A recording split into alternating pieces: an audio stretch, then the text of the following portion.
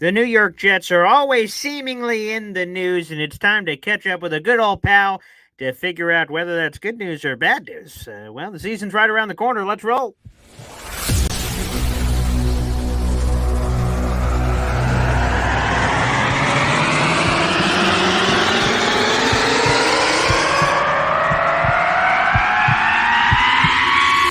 Zoinks! It is unequivocally the Super Bowl for New York Jet fans. Field Yates, baby. Field gosh darn Yates. Let's bring him on the show. Come on, people. Connor Rodgers is joining the show. What's up, Connor? But Trevor gosh darn Sycamore, baby. For me, personally, My favorite New York Jet of all time. Wow, it's great to be on. What an intro that was right there. Paul, nobody does an intro like you, man. Paul, you give the best intro of literally any podcast that I've ever been. I'm gonna lose my gosh darn bananas.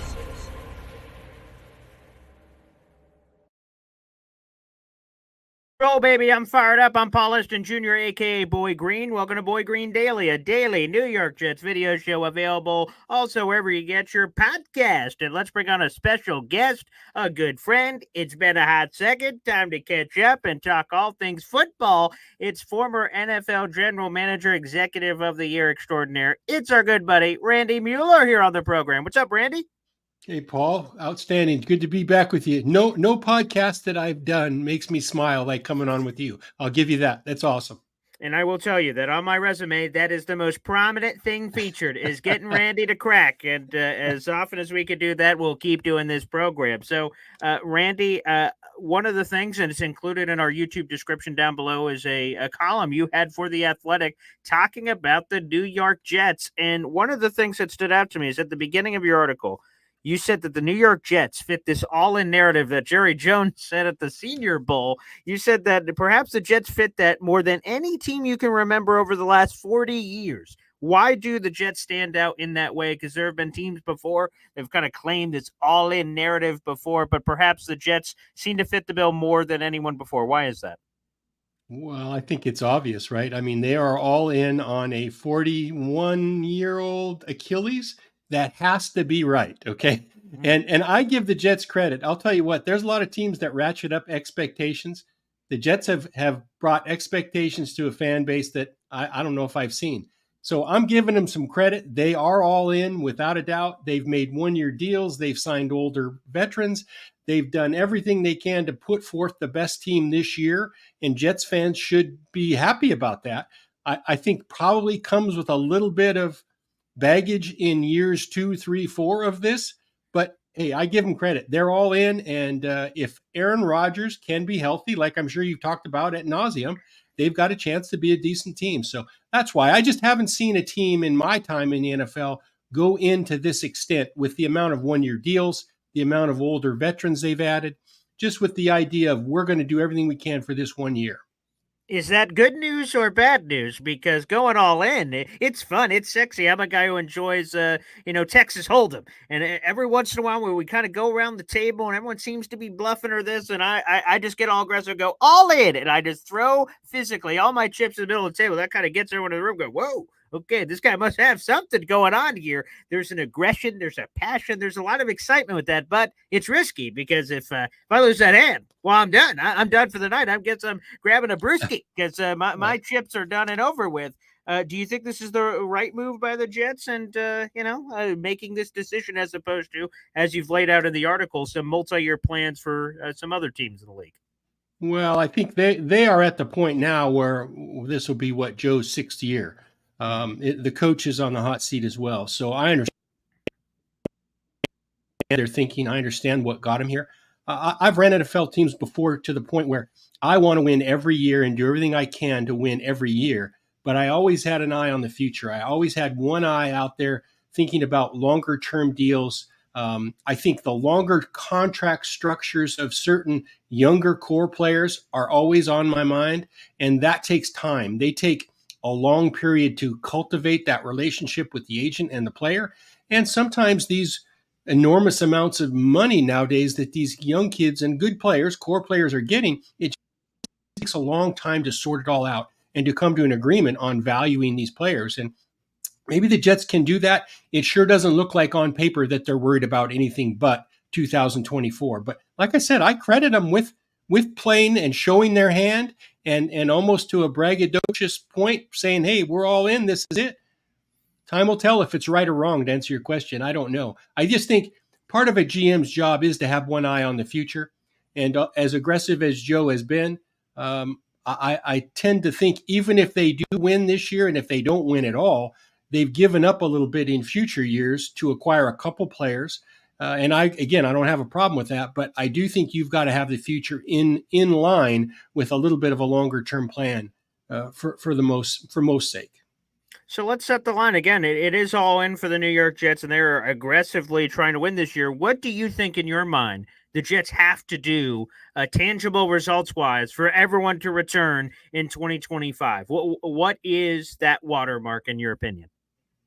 Well, I think they've got to obviously get in the playoffs, and Buffalo is the elephant in the room, right? But Buffalo's kind of remade themselves. Miami is in the conversation as well. I think they've got to find a way to show progress in gaining on Buffalo and put themselves in front of Miami. What that means record-wise, I don't know, Paul. You tell me. They've got to show at the end of the season that they're further down the road than Miami is, and that they are closing fast on Buffalo. So you tell me what kind of record has to happen, and do they have to win a game or two in the playoffs to show that? I guess it depends on those other two teams and where they're at as well. What's your temperature on the division? So Buffalo had a lot of reshuffling. This eventually happens to team where the quarterback's cap hit jumps to a larger number, and there has to be sacrifices for that to happen. So now the Bills are going to be relying on some younger players to fill some of those key leadership and veteran roles that are on the team. And Miami lost a ton on defense, but they obviously have a lot of talent. What's your temperature check here ahead of training camp on the AFC East? I actually like what Buffalo has done. I thought when the season ended for the Buffalo Bills last year, to myself, I just don't think this team's good enough. I think they may have to make some changes. And obviously, Brandon Beane thought the same thing. They rebuilt the secondary totally. They obviously traded a former Pro Bowl receiver and rebuilt that room with some quantity as much as quality.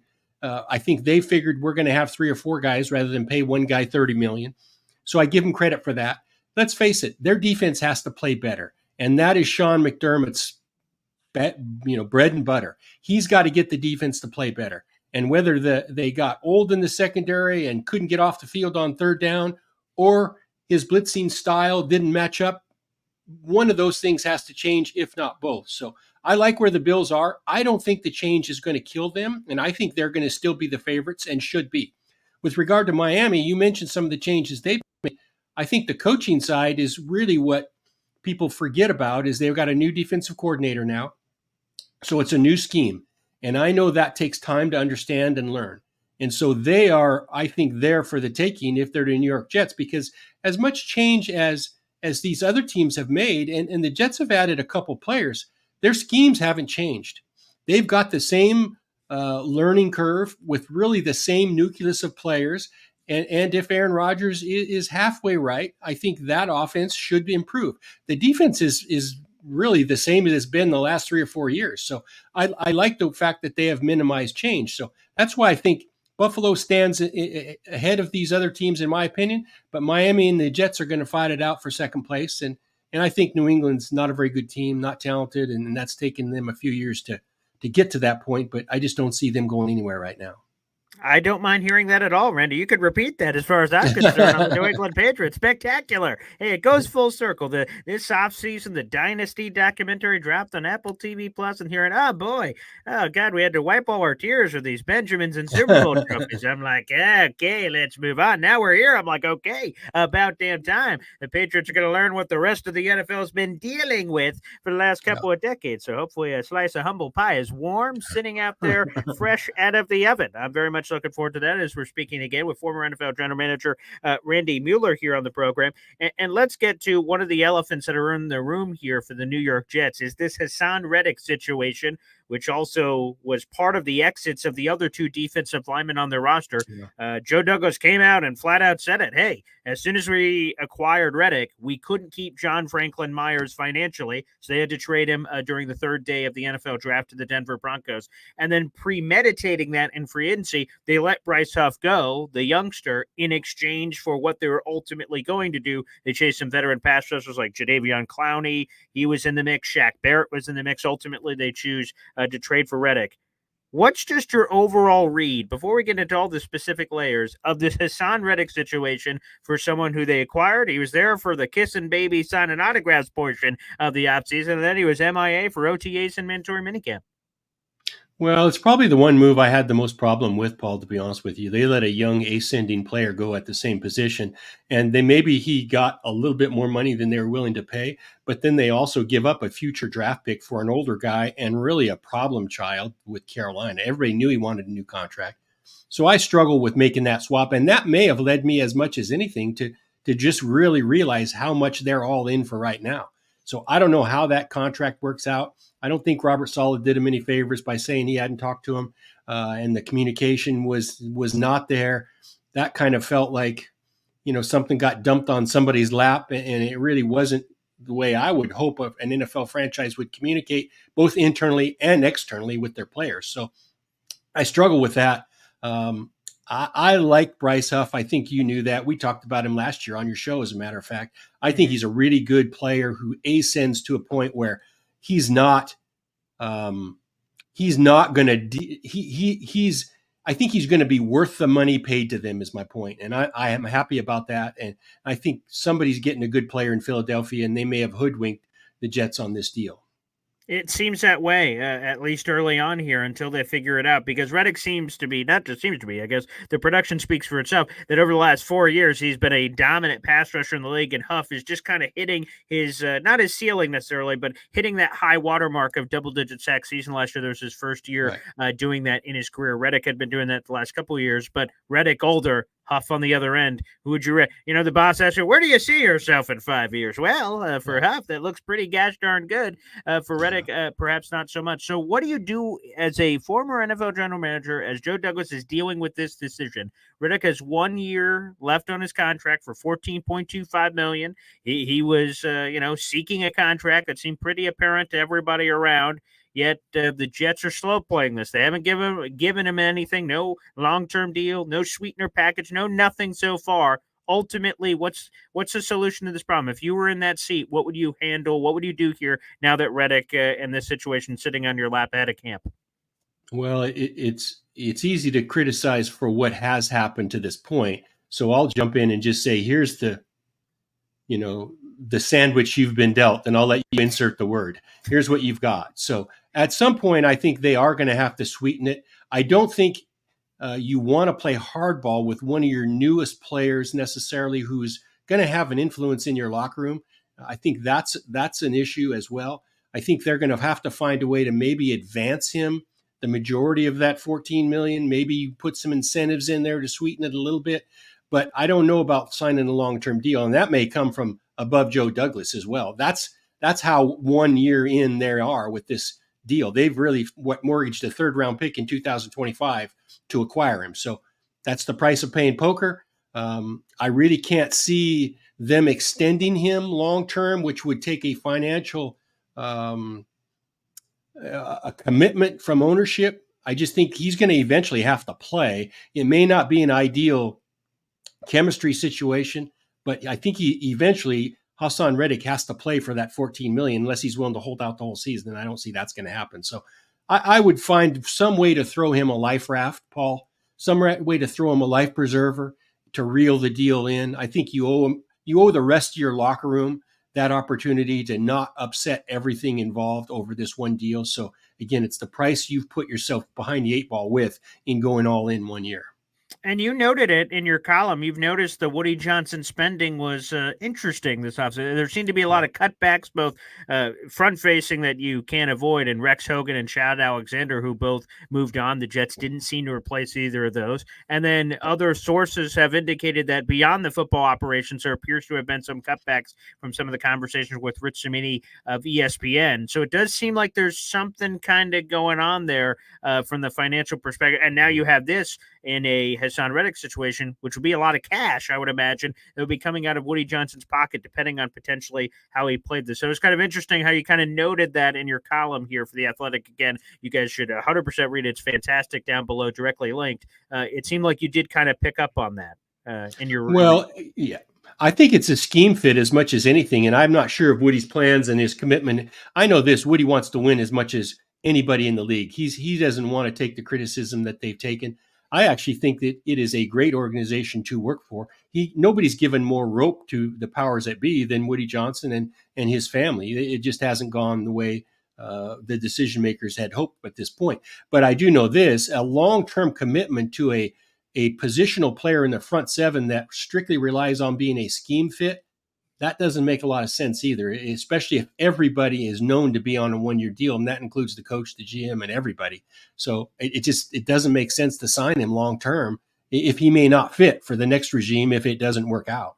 Yeah, and I really want your take on this, because this has been a new layer that's come out, because a lot of people have said Hassan Reddick seemingly, obviously, wanted a contract before he was even dealt to the New York Jets. And then now we're in the situation where like, Jets, what the hell are we doing over here? But Rich Cimini revealed, and so did a few of the other insiders, that it appears that when the Jets spoke with Hassan Reddick prior to the trade, the Eagles allowed them to do so. They apparently, according to some of the sources, told Hassan Reddick, hey, man, we might adjust your contract, but we're really not thinking of a long-term deal. You play out this year crazy. Someone's going to pay. It'll be us or somebody else next year. And apparently Hassan Reddick, according to sources, was copacetic with that. And then they agreed to the trade. It happens. And apparently Hassan reads the room and says, oh, JFM gets traded away. Oh, Bryce Huff is gone.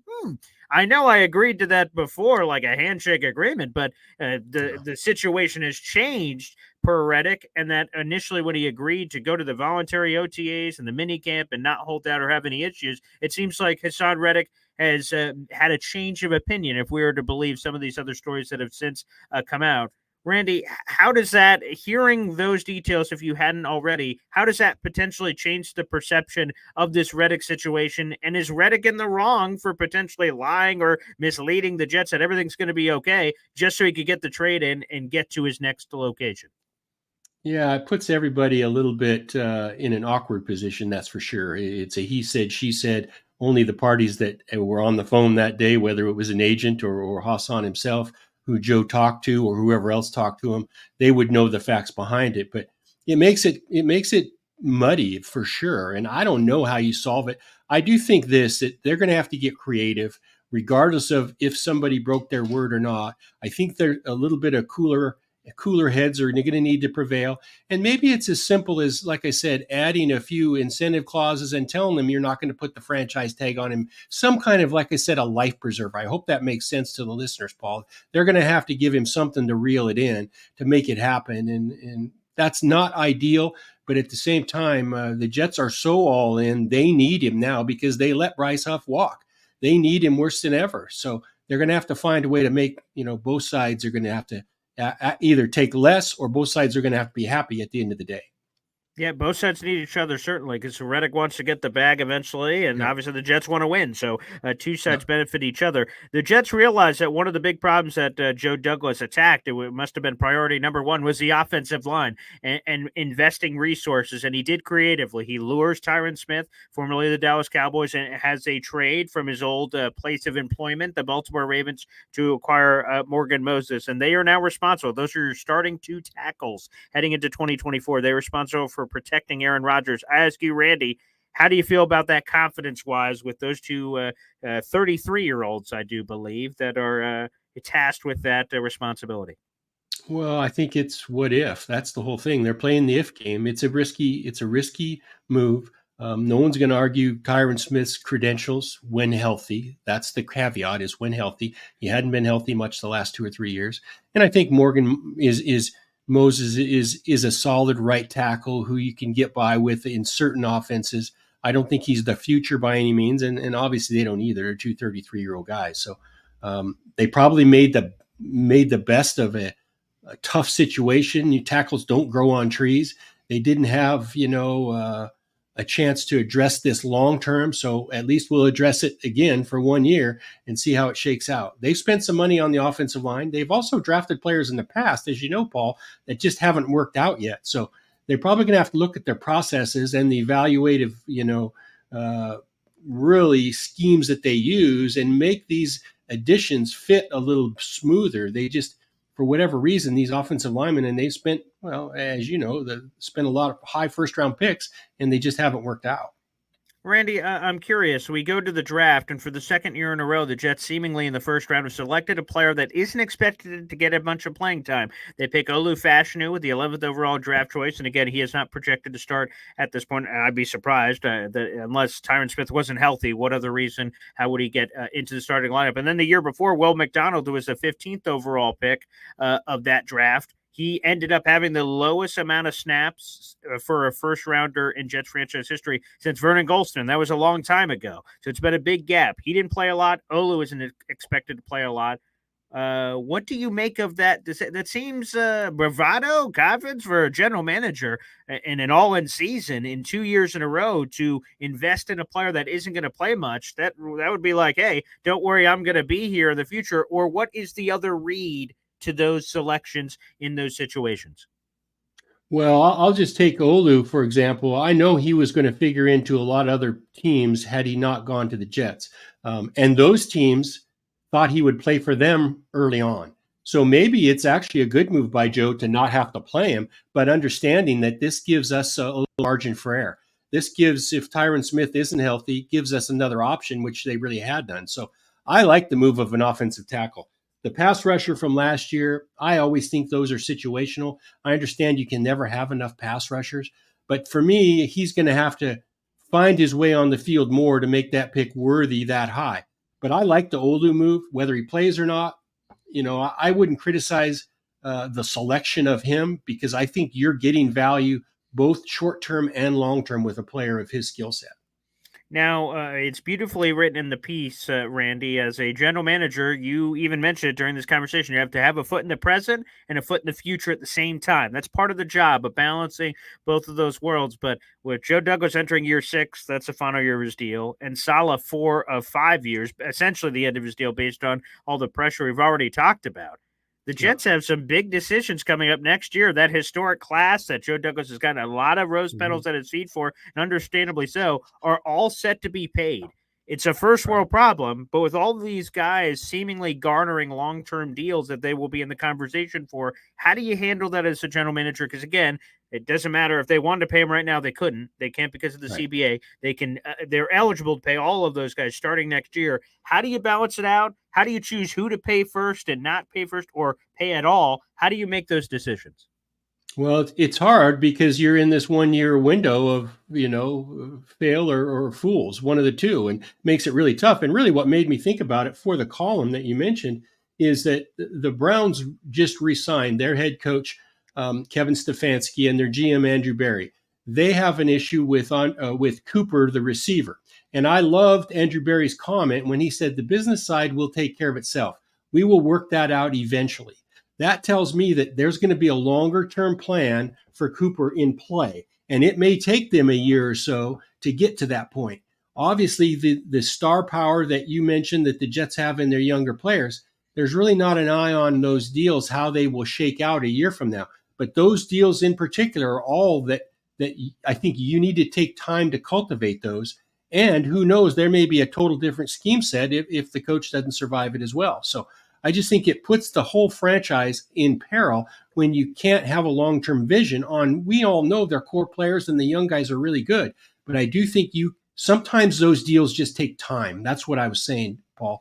They take a year. They might take a year and a half to communicate, to value both sides so that you can make a deal next February or March or whenever it is, April. It just takes time and some people skills. And now you've actually have doubt on those guys' side with their representation as well, saying, do I want to sign a long-term deal or even talk to these guys about it? Because they may or not be there. So there's just a lot of indecision on both sides when a franchise is in on a tipping point in a 1-year deal like they are. And some of those people's social skills, I'm kind of curious because it's probably unlikely, I would imagine. And if I'm wrong, feel free to correct me. To pay all four of these guys, if all these four have another wonderful year, to pay them all next year probably seems unrealistic. And if that is unrealistic, you have the one that you ultimately pick is probably one of them gets the bag early next year. From a general manager perspective, what conversation do you have with the others to say, hey, it's the business. I'm trying to work on this. I know you want your money now, but how do you explain that you're doing a job, but they kind of don't probably care about that. They just want their money. So how do you balance that? Well, a GM's job is number one is the allocation of its resources. And that comes in the form of contracts to these players. There's one pie and you got to divide it up as to who's going to get what when it comes to the salary cap. So I don't know how you explain it to those guys. I think you have to have a dialogue in some way. And maybe it's as simple, and maybe Joe's done this. I don't know. You'd have to be honest and upfront with these guys. Hey, I don't know what's going to shake out. We need to win games this year. I can promise you're going to get paid if we have success this year. And maybe that's the way you approach it. That's the way I would probably do it if I were in Joe's shoes at this stage. Do you have a hard, fast rule on running backs? Because that's one of the four. Breece Hall, he's been a wildly entertaining player. He's a second-round draft choice, so his contract obviously has been a very controlled number during this rookie deal and will continue to be as it progresses here. Do you have a line? And I've heard other ESPN analysts and others say, hey, you draft him, you run him into the ground, maybe a franchise tag, and then you just let him go and let someone else make that decision. Is that a hard, fast rule for you, or it's case by case if a special player like Breece is so unique in a way that's an exception to the rule, and he's different? What's your take? I think you got to take them one by one. I think each of these running backs around the league has played out differently, and rightly so. I just think in order to get paid, for one thing, you can't be a runner of the ball, in my opinion. You have to be a weapon. You've got to be able to play on third down. You've got to be able to block on third down. You've got to be able to run the ball first, second down. You've got to be able to contribute on all three downs. Say a Saquon Barkley. That is an easy one for me. So if you have that skill set, you're going to probably get paid by somebody. So no, my rule is not hard and fast. I don't necessarily think you should run them into the ground. But the other thing is that especially those offensive guys, they're going to want to know what the scheme is as well. They're going to know what kind of offense they're playing in. So the scheme is much in doubt as the player's future based on the fact that does the skill set fit with what we want to do? Are we going to run a two-back system? Am I going to have a fullback in front of me? Am I going to have a tight end moving as an H-back in front of me? What kind of running plays are we going to run? It's got to fit scheme-wise to value a player like Breece Hall too. And I don't know. I don't know how the scheme is going to play out this year. Obviously, he's a good player. You're going to have to start that negotiation, I think, fairly early. The problem with starting some of these negotiations, Paul, early is that you have to have a deadline as well, because nothing will happen unless you have some kind of a deadline. Everybody can ask for the moon when all the other side can say is no. There's nothing at risk for asking for it at this stage. So at some point, there'll be a deadline. It may be Joe running up against it and having to sign a whole bunch of guys next February when the season ends, or it may be some other decision makers. Who knows? That's the whole, I think, dynamic behind going all in like they've done so much for this year. Yeah, when I look at this group, this four, Sauce Gardner, Garrett Wilson, Breece Hall, Jermaine Johnson. Sauce seems easy because universally he's accepted as the number one corner in football. Okay, he's the highest paid corner. Bing, boom, bam, whatever at that time it is. He seems that one. Some of the ones that are more complicated is like Garrett Wilson, who's been really talented, but obviously has been compromised from the quarterback play. So he probably doesn't have the numbers he would have if he was in a better offense. So it's hard to just say, oh, he's clearly number one wide receiver. Most of the wide receiver rankings in the league do not feature him inside the top 10, but he knows how good he is. So, but when you're at the negotiating table, are you pointing to numbers? What are you pointing to try to determine his value to you and how you can pay that as it compares to the rest of the league? He seems like a very complicated case, Garrett Wilson does. And I think you're answering your own question. I totally agree with you. I think probably Sauce fits in most schemes to where you can probably value him as long as he's healthy and his skill set stays the same this year. And there's no reason to think he's not. He's probably first on the list because regardless of who the coach is or what we're doing defensively, everybody's going to want a guy like Sauce Gardner. The other guys really determine their value by production. And you're right. I can't help it that Garrett Wilson doesn't have numbers. That's not a problem. I mean, we think he's good. There's reasons he doesn't have those same numbers. Hey, Brandon Ayuk's facing that a little bit right now with the 49ers. His numbers aren't what some of these other guys have gotten, but I think we all value him as a really good player. There's been enough production to understand, in my opinion, that he has value. That probably has to happen for Garrett Wilson. Garrett Wilson has to have a really good year if he wants to get paid. I know there's a lot of talk and a lot of people think he's really good, and we've seen flashes of it. I've also seen the other end of the spectrum, in my opinion, Paul, with him, in that I have some questions about him. He needs to go have a solid, consistent year to put all the doubters, quiet them. That's for sure. Randy Mueller here again. We have a front office view reunion party where the balloons and the cake and everything else that should be happening on this program, for Pete's sake. Our production crew offhand has to be working on that. There's no question about it. And one of the things that I also, as I'm kind of looking at this situation for the New York Jets, and not a lot of people are talking about it. It was in your article here, Randy, about the upcoming Rodgers dead money. It's something literally, when you had it in there, I'm like, wow. Randy's the first person I've seen even kind of address that this is there. And Rodgers is 40, turns 41 in December. Like, it's something that apparently has been in the room, but everyone's kind of ignored it. And then you read it, and I, like, a light bulb went off. I'm like, whoa, what the hell is this? And I was reading, I pulled some of the numbers here that Rodgers could have a dead cap of $35 million in 2026, as much as $49 million in 2025 if he retires, which, of course, how could that not possibly be on the sheet of within the realm of possibilities if something else happens to Rodgers? How in God's green earth is there any way to kick some of that down the road? Would that have to be a new contract? How did that, like, those are not abnormal, I guess abnormal, but these are just large numbers that are just going to suddenly factor in, and no one has been discussing it. Well, I can't explain why nobody's picked up on it. I do know this, as a GM, you have that in your mind all the time. It would be one of the reasons that would keep me from sleeping soundly. Maybe Joe, it doesn't bother him, but yeah, those numbers out there on a 41-year-old quarterback, that's an issue. It's not that you can't take the dead money. It's the things you can't do when you have that on your books. Maybe he doesn't care, and maybe it'll be somebody else's problem, but they're not going away. Those are real dollars that have to be accounted for, and maybe it's accounted for in 25, maybe it's accounted for in 2026, but they're real, and they'll affect the team build, and they'll affect who else you can pay. So I understand these quarterbacks and some of the things that the Jets had to acquiesce to get Aaron on board. But again, it's another thing that comes at a price when you go all in on older players.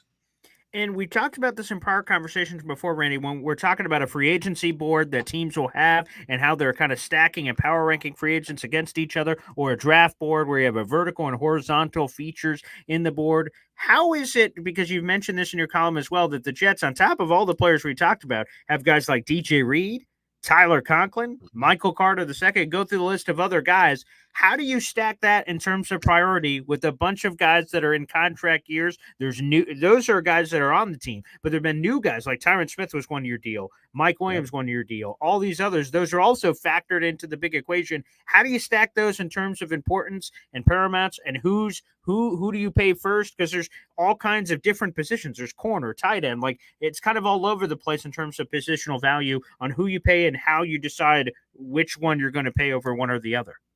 Yeah, Javon Kinlaw as well. Throw him in there. So you've got all levels in the secondary, up front. You got linebackers. You got everybody on 1-year deals. So what will happen with some of those 1-year deals is, if you determine if you're going to pay them or not, might be based on who else is in free agency and how you can not take a step back.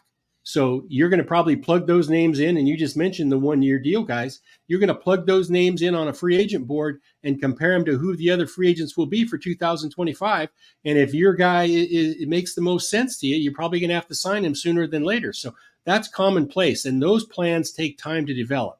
And so somebody's going to have to make those decisions. It might be that during the season, you might find, and let's just use Kinlaw as an example. He has a good first half of the year. He might be somebody you want to pay for future years, but maybe the team isn't having the same type of success. So what happens there? The whole thing, Paul, is you've created a lot of doubt and a lot of questions and a lot of angles that it's easy and fun to say we're all in, but it comes with a price. That's the only point I'm trying to make. Randy, what the heck do you do with Elijah Vera-Tucker? He's a guy that I've heard Daniel Jeremiah sing the sweet songs of like the glimpses of potential he saw in his rookie year. He's been unable to stay healthy, missing 23 games over the last 2 seasons. But again, I keep hearing the comment, well, when he's healthy, he's in. Well, shoot, I haven't seen him in 3 years. I don't know what it is. And the Jets exercised the 5th-year option, which it seemed like there were some questions about. That's $15.3 million fully guaranteed for not 2024. That's the 2025 season. And the new CBA, that's injury and everything. It's fully guaranteed no matter what. What do you do with Elijah Vera-Tucker? Well, the Jets have done it. They've pulled the cord on, like you say, guaranteeing that option year. I'll be honest with you. I'm like you, Paul. I just haven't seen it. So they must see something in practice, something in this kid's wiring, something in his character that they really want him to be a part of.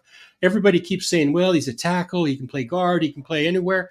I just want to see him play one spot. That's all. Just tell me where you want to play him, and let's see if we can get 15, 16 games in of one season. I just haven't seen that. So I'm with you. I don't know what you do with him. You'd like to say, and he was one of the inferences I'm making when I say they've invested these high picks that just haven't worked out. They did it with the big tackle Becton as well. So they thought they had issues solved when they drafted these 2 guys.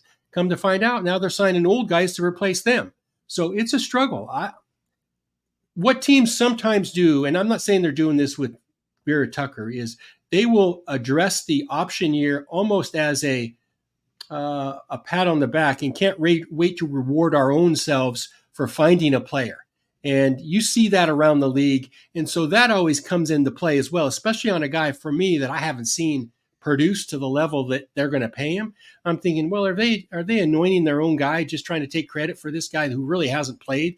Dallas, I've always said over the years, has a tendency to do that as much as anybody. They can't wait to overpay their own guys because they think they're smart, they think they're good players, and it's never worked out. So I don't know what the Jets are thinking. That to me is a struggle, especially if he ends up being a guard only and not a tackle. I just think guard is a position of you can find those guys probably for a little less than $15 million. That's all. Yeah, that's for sure. And again, it's to what you said, jack of all trades, master of none. To hear all these wonderful, he could speak Guatemalan, he could do this, he could do that. And then I'm like, well, okay, but can he play just guard? Well, just one place. Give me one position. Yeah.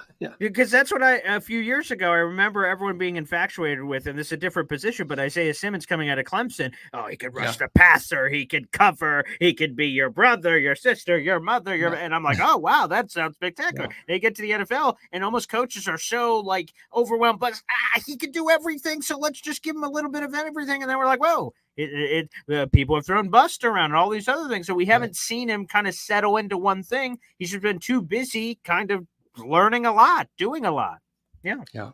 No, it's part of the development process. And I know this, if you keep moving players around or for whatever reason, if they don't know what they're doing, they're never going to develop. And I'm not saying he doesn't know what he's doing, but when you move players all over the place, it's hard for them to perfect their skill at the NFL level to make a difference. It's easier to do in college or when the competition is less, but you get to the NFL, you better do one thing really good, and your coaches better be able to identify that and put you in a spot where that strength is accentuated. And sometimes we see, like you said, a bunch of new toys and you want to move them all around, play with them all. Just pick your favorite toy and let's play them right there, you know? That's it. And Randy, the last one before we get you out of here, and it's simply on this. I just want your gut feel. What do you believe Jet fans are going to get this year with Aaron Rodgers and the New York Jets? Because there's all kinds of expectations. But to be honest, we don't have a large sample size of 39/40-year-old quarterback tearing their Achilles and coming back in these unique circumstances in Super Bowl all-in or all-out season. So we have no history, which has left a lot of people going, no idea. I've asked players on the team, hey, what kind of Aaron Rodgers are getting this year? Like, no clue. I'll let you know what I know. There's a lot of mystery here. So unveil the mystery for Jet fans. We're opening up this present in September, August, October, November. What are we getting here with the New York Jets in 2024, Randy? Well, I'm not one to drink the Kool-Aid of what all of the things we've talked about. I just think so many things have to what if to be good. I understand the passionate Jet fans thinking this is a Super Bowl year. I get it. I'm just not buying that. I think if there's some way the Jets could win 9 or 10 games, that's probably about as good as you could expect. I don't know where Aaron's leg is. I can't imagine he's going to be the same old Aaron after this. I just think there are so many things in question. You'd have to check 10 boxes, in my opinion, to say, the Jets are going to go win the division. And I just don't think all those boxes are going to go as planned. I've been a part of too many NFL seasons to where you think you have something on paper that might be the answer, and it never turns out that way, and you got to be able to adjust. I just don't know if the Jets have the wiggle room to be able to adjust to some of the things that they're really counting on. And if they don't happen, I think they're dead in the water. So I'm thinking 9 or 10 wins, and that's have to be seen as a positive for me. All right, we'll have to see if the on paper, which everyone drools about during the offseason, can turn into actuality. We'll find that out in a couple of months. Randy, it's great to be able to catch up after all this time. I love getting to keep up with you on social media, on the podcast, and the articles. Every time I see an article, I'm like, ooh, Randy wrote this. Okay, let me check out this. I give it, some extra TLC to make sure I'm appreciating all the verbiage and podcasts and whatnot that's going out there. So, Randy, it's always great catching up, pal, and great to chat. Thanks for the support, Paul. Always good to be back with you anytime. All right. Thanks, everybody, for tuning in, and we'll see you next time. Take care.